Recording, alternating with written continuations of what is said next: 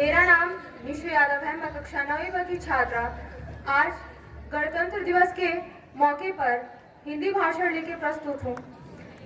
सबसे पहले यहाँ पे मेरे जितने भी अतिथिगण, आदरणीय प्राचार्य महोदय और मेरे शिक्षकगण को सभी को मेरा गणतंत्र दिवस की हार्दिक शुभकामनाएं। आदरणीय प्राचार्य महोदय, शिक्षकगण एवं मंच पर उपस्थित सभी गणमान्य लोगों को मेरा अभिवादन। जैसा कि हम आज यहाँ अपने महान राष्ट्र के 74वें गणतंत्र दिवस का जश्न मनाने के लिए इकट्ठा हुए हैं, आइए हम उस यात्रा पर विचार करें जो हमें यहाँ तक लेकर आई है। 74 साल पहले इसी दिन भारत एक संविधान के साथ एक संप्रभु लोकतांत्रिक गणराज्य बना था, जो अपने सभी नागरिकों को उनके धर्म, जाति या लिंग की परवाह किए बिना समान अधिकारों और अवसरों की गारंटी देता है। लेकिन यहाँ तक कि हमारा सफर आसान नहीं रहा है।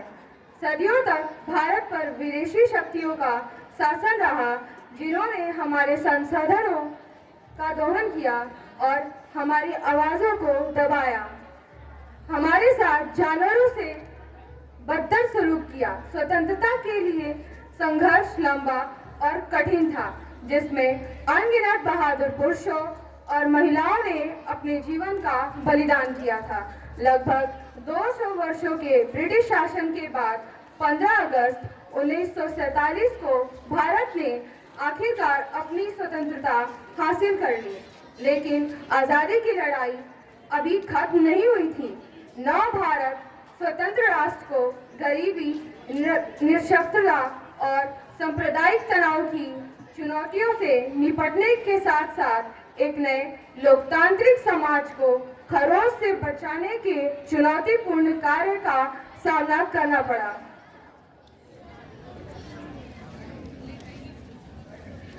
यह इस संदर्भ में था संविधान सभा, जिसमें देश के निर्वाचित प्रतिनिधि शामिल थे। भारत के नए गणराज्य के लिए एक संविधान का मसौदा तैयार करने के लिए एक साथ आए। यह कार्य बहुत बड़ा था, एक ऐसा दस्तावेज तैयार करना जो 400 मिलियन से अधिक लोगों के विविध, बहुसांस्कृतिक और बहुभाषीय देश के शासन के लिए एक ढांचा प्रदान करे।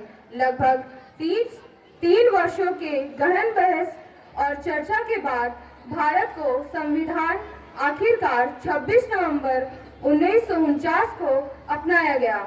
यह 26 जनवरी 1950 को लागू हुआ और तब से 26 जनवरी को गणतंत्र दिवस के रूप में मनाया जाता है। भारत का संविधान एक जीवित दस्तावेज है जो समय के साथ हमारे लोगों की बदलती जरूरतों और आकांक्षाओं के प्रतिबिंब करने के लिए विकसित हुआ है।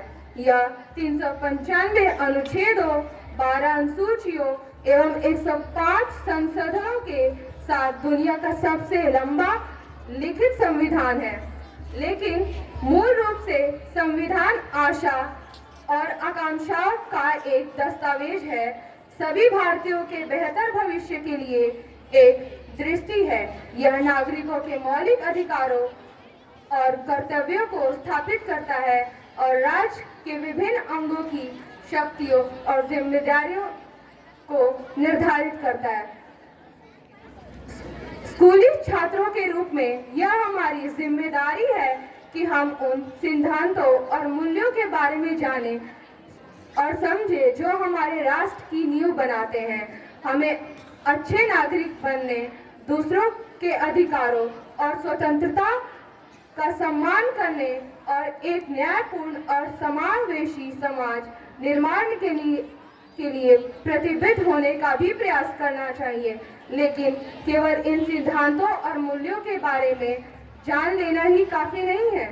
हमें अपने विचारों, शब्दों और कार्यों में भी उनके द्वारा जीना चाहिए।